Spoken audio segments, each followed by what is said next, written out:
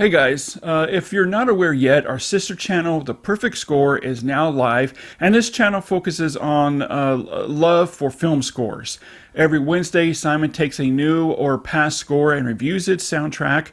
Every Sunday, he releases either a deep dive into a composer, a score, or he even picks a year and focuses on the best film scores from that year.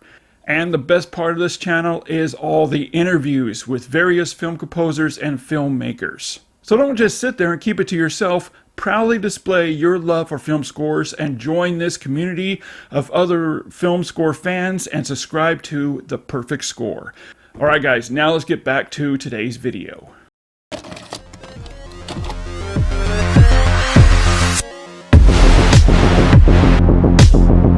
Hey movie junkies, welcome to another episode of Twin Flicks, where we always here celebrating the magic of movies and physical media with you. So this is a review I wanted to get out a lot sooner than I have, but hey, we're here.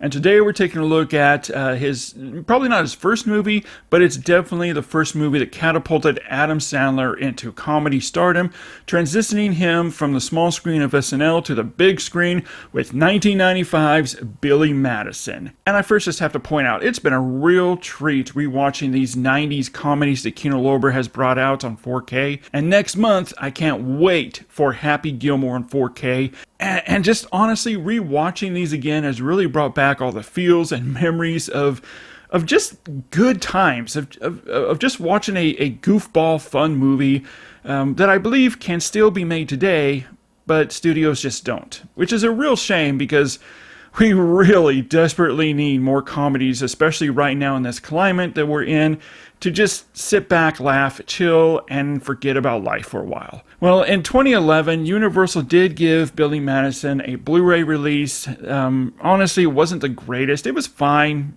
It was alright. But it definitely had its fair share of problems.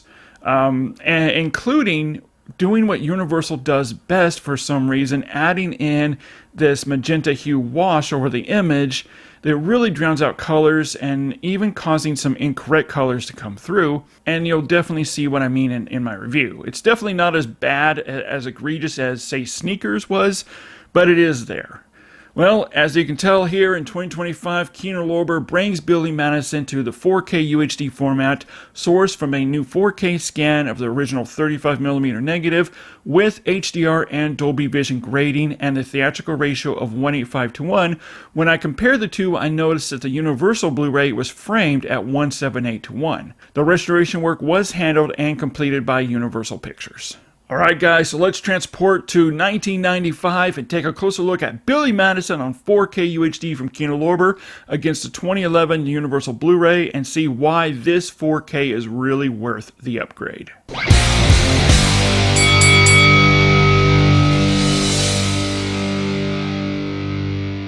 Billy Madison on 4K UHD honestly looks incredible.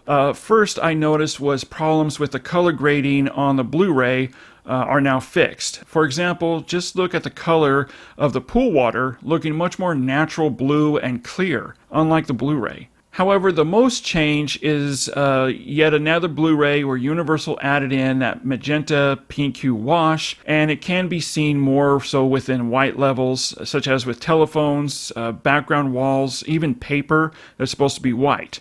Now with this 4K scan and the HDR Dolby Vision grading, this magenta hue wash is long gone, where we now have bright crisp whites, and also without this magenta hue, other colors now really pop and come to life, looking much more appropriately displayed now on this 4K than it did on the Blu-ray. The HDR Dolby Vision grading isn't applied overly aggressive and used just enough to give a wider color gamut, allowing them to really breathe now with outstanding primaries. From all those vivid, bold cherry reds, energetic yellows, nice shades of blue like with the skyline, and also greens that all really pops off the screen. Saturation is handled better here than the Blu-ray, keeping colors looking more balanced out and natural, while also giving extra nuances within the color ranges. And what this does is it also really helps out with balancing out skin tones. Some areas of skin tones on the Blu-ray looked overly hot, while other shots skin tones looked palish.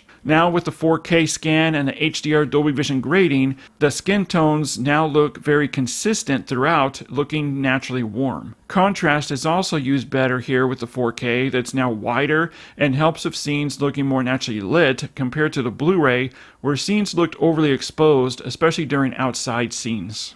Now, the black levels on the Blu-ray were handled pretty good. I honestly didn't notice any kind of heavy crushing out of details or any kind of noticeable or overly noticeable bright grayish blacks. But what the HDR Dolby Vision grading does here with this 4K is enhances the black levels even more, looking more solid and nuanced, allowing more depth and information to come through the image, especially during darkly lit scenes or night scenes that look much more appropriately displayed now. The image quality of this 4K looks fantastic, and with the higher 2160p resolution, it gives more finer lines within the image, really drawing out details that are sharp and clear as it can be. From facial features, the film's production design, especially within the classrooms and the school, all come through looking much more refined and lifelike.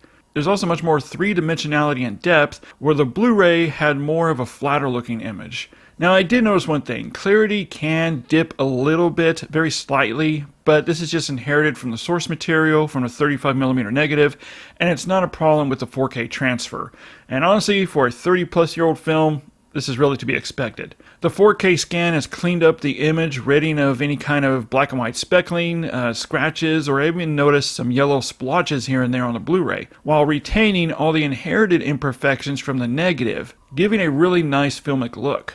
But I think probably the biggest problem overall with the Blu-ray was how the overuse of grain reduction there was, with DNR scrubbing, creating a flat and almost lifeless looking imagery with waxy skin textures with close-ups. The 4K no longer has this problem, because the 4K now carries a very nice, natural-looking 35mm grain field that gives a great filmic appearance. Guys, Billy Madison is a very, very nice leap and big improvement over the very lackluster Blu-ray from Universal, and is definitely worth upgrading to. Or if you don't already own it, add it to your collection and re-experience the 90s again. But I want to hear your opinion when you look at the differences here between the 2011 Universal Blu-ray and this new 4K UHD from Kino Lorber. Which do you think looks better? Or do you see much difference at all? Head over to the comment section and let me know. As always, guys, thanks so much for hanging out with me for a few minutes here as we talk about Happy Gilmore on 4K UHD and comparing it to the Blu-ray. As always, keep physical media alive, and we'll see you next time with another 4K versus Blu-ray comparison. Twin Flicks presents 4K versus Blu-ray comparisons.